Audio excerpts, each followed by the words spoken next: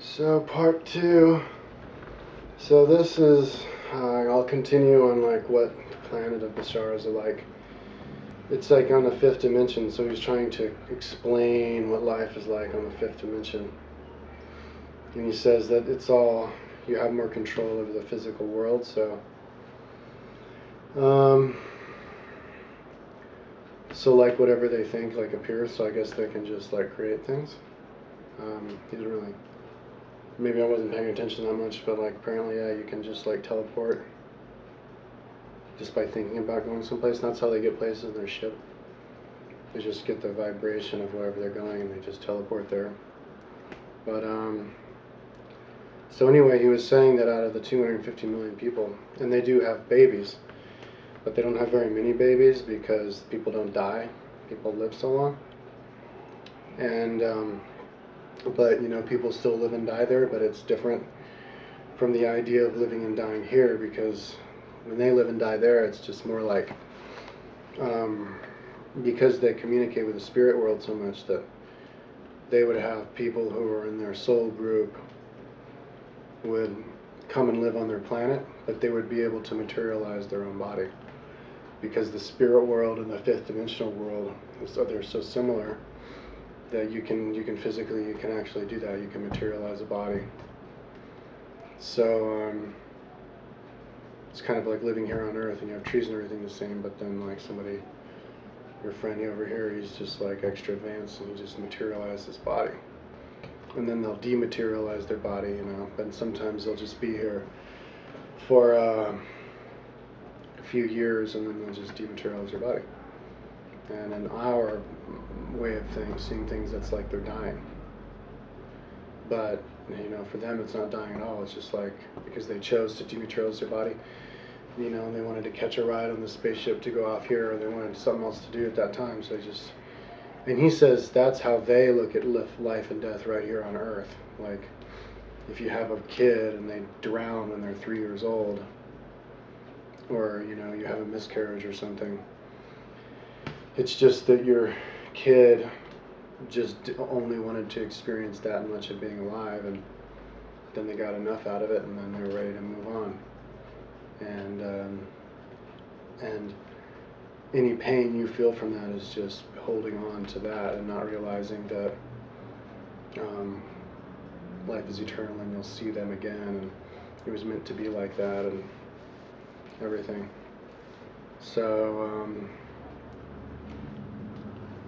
So yeah, out of 250 million people and their whole planet and their whole race, most of them, I guess, well, that would just be the ones that are born there, but so then maybe there's like 100 million, but most of them are just like spirits that come in and out. So, and because their world is in the fifth dimension, they said that when we astral travel, when we have dreams, we can actually visit them. So maybe they would just see apparitions of us and see us like walking around and hanging out in their town, you know. But they could even talk to us and stuff and everything, but we wouldn't totally be there. We would, you know, because we would still be in our dream state. But we would also, I guess, in the time of the dream, know that it actually is real, and that's why when we dream, we think that we're awake and that everything's real. So basically, what he said is, when you have dreams and have places, you're actually really there, and that's an idea that I kind of had, and he's like reaffirming. I have a lot of dreams that I'm in like a town that does exist on Earth, only in my dream the town's a lot bigger. So maybe I'm just going to a Earth in the fifth dimension in a parallel world. Yeah, he was kind of talking about parallel worlds, parallel universes, and then hyperdimensional universes, and I kind of understood those to be different things. Like parallel world would be this world, but there's an infinite number of things, of possibilities that could happen. Because if you actually really do believe in infinity, then you don't only believe in the infinite growth of the universe and size of the universe, but also the infinite number of things that could happen in this world. So like any imagine you have some other job you have, like that happened. That's just another universe, and whenever and like we can jump from universe to universe all the time, because I guess we're the same person, and we can just, and the continuity keeps going because we were just in the same timeline. So like if you're a smoker now and then you decide not to become a smoker and then to get into fitness, and that's what you did in this universe, but maybe in the universe you lived in when you were a smoker, you're still a smoker. You just jumped universes. So that's like empowering in that if you want to change, you just change. And then you'll just change. And like in this world, it's your mind, your thoughts, you think some way and then your body follows. But in the fifth dimension where they live, their body can actually follow along with their thoughts instantaneously. So that's why I guess they can just, if they want to go like, oh yeah, I want to be driving down a really fast car on a mountain road right now, they could be doing that. So so it's pretty crazy to think about.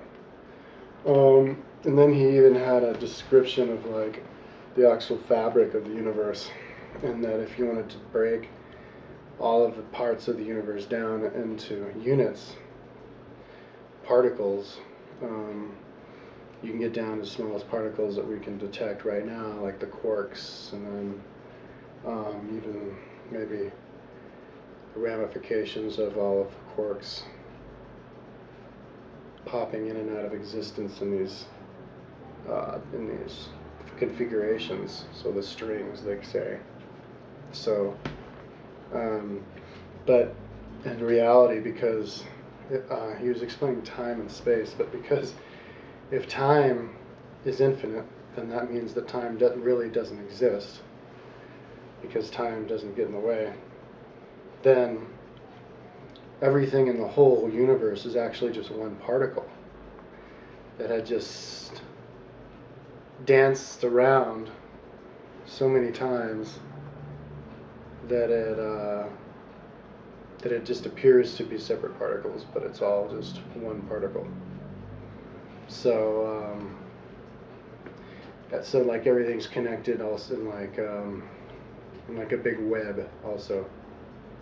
And that was I kind of had visions of this like salvia trip I had. Like I think that was like physically took me into knowing what the universe is like in a way that nothing ever had. Like when I was actually out, I wasn't in this dimension. Like I wasn't, and there was no houses or neighborhoods and I didn't see anything, just colors. But I could feel that I wasn't alone and that there were people all around me. Just like I can look and see that there's people all around me here, but there I could actually feel that they were all around me. And but the thing is when I came back, I could feel how everything was connected. Like everything was connected in this big net, like web. So like if I were to like move my hand like this and you're in the room,